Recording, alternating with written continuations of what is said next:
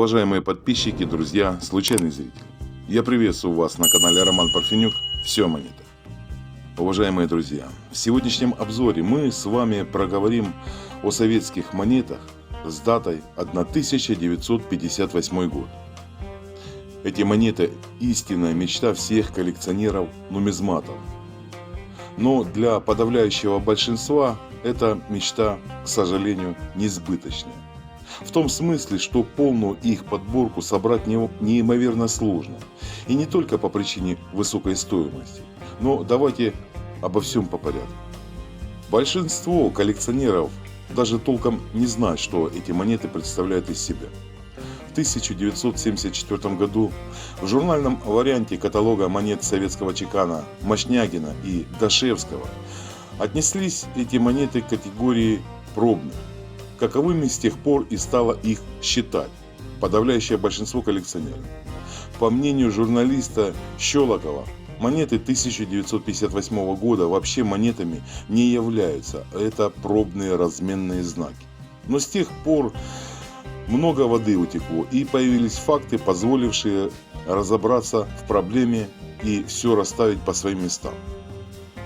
Негативным следствием инфляции уже в конце 30-х годов произошло снижение покупательной способности находившихся в обращении монет, что делало явно недостаточной существовавшую в то время линейку номиналов, а сами монеты слишком дорогими в изготовлении.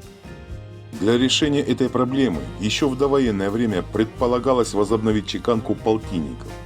А в 1941 году было даже отчеканено несколько вариантов пробных монет этого номинала. Начавшаяся 22 июня 1941 года Великая Отечественная война отодвинула решение вопроса на несколько лет. Но уже в начале 50-х годов возобновилась разработка новых монет и сплавов для их чеканки. В 1953 году было отчеканено несколько типов пробных монет в разных металлах, в том числе и 50-копеечных.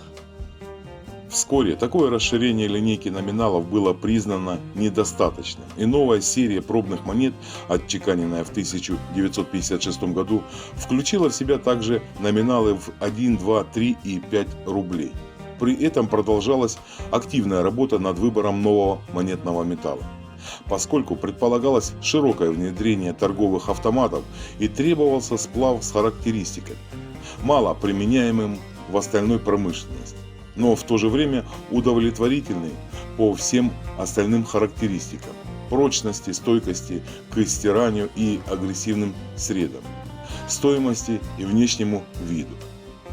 Поэтому пробная серия 1956 года была изготовлена в нескольких десятков сплавов с самыми разными характеристиками.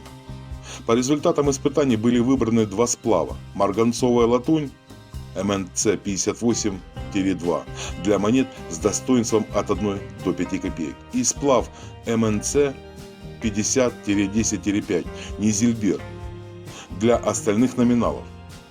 В мае 1958 года началась масштабная чеканка новой монеты, которая со временем должна была заменить собой всю монету, находящуюся в обращении. Было отчеканено огромное количество монет, большинству из которых не суждено было увидеть свет. Постановление Президиума ЦК КПСС от 30 октября 1958 принявшее предложение Никиты Сергеевича Хрущева о проведении деноминации в 10 раз, положило конец этому, так и не состоявшемуся выпуску.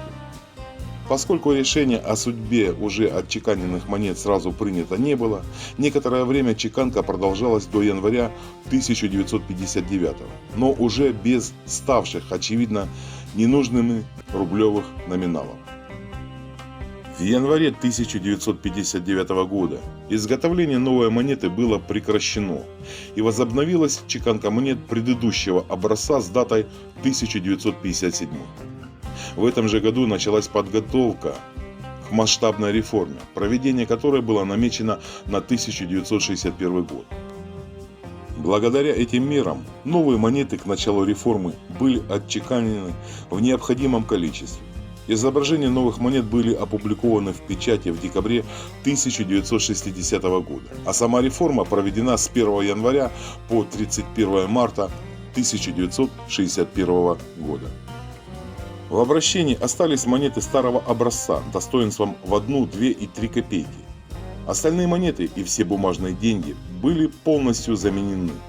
Позднее монеты образца 1958 года были переплавлены, и лишь незначительная часть копеечных номиналов по невыясненным пока точно причинам попала в обращение, где трудилась, так сказать, наравне с новыми монетами образца 1961 года. Также в руки коллекционеров попало небольшое количество монет рублевых номиналов, из которых только рубли изредка встречались в обращении. Монеты достоинством в 2, 3 и 5 рублей на законных основаниях никогда не покидали монетный двор, кроме экземпляров, отправленных на утверждение в вышестоящие органы. Какое-то количество их, вероятно, было похищено при переплавке. Остальные попали в руки коллекционеров окольными путями. Например, некоторое количество было обнаружено в водах Финского залива. Эти монеты обычно имеют выраженные следы коррозии. Друзья, а теперь о причинах сложности приобретения полной линейки монет 1958 года. Дело не только в высокой стоимости, но и в том, что самая дорогая и редкая из них – это монета 3-рублевого достоинства. Практически на нумизматическом рынке она отсутствует. За последние годы в открытой продаже на аукционах эта монета не встречалась ни разу. В приватных сделках за последние 20 лет известно только 2 прохода. Даже имея на руках нужную сумму денег, поиск этой монеты может затянуться на долгие годы. На ваших экранах вы можете ознакомиться с примерными, друзья, подчеркиваю, с примерными рыночными ценами данных монет в хорошем состоянии. 1 копейка 1958 года – 80 тысяч рублей. 2 копейки 1958 – также 80 тысяч рублей. 3 копейки 1958 – 60 тысяч рублей. 5 копеек 1958 года – 200 тысяч рублей. 10 копеек 1958 года – 40 тысяч рублей. Это единственный номинал, который есть почти у всех. 15 копеек 1958 – 200 тысяч рублей. 20 копеек 1958 – 100 тысяч рублей. 50 копеек 1958 года – 200 тысяч рублей. 1 рубль 1958 – 250 тысяч рублей. 2 рубля 1958 – 180 тысяч рублей.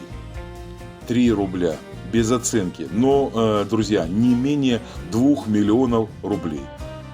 5 рублей 1958 – 180 тысяч рублей. Напомню, что монеты до 1 рубля включительно участвовали в обращении, и их периодически находят в кучах мелочи последнего советского периода.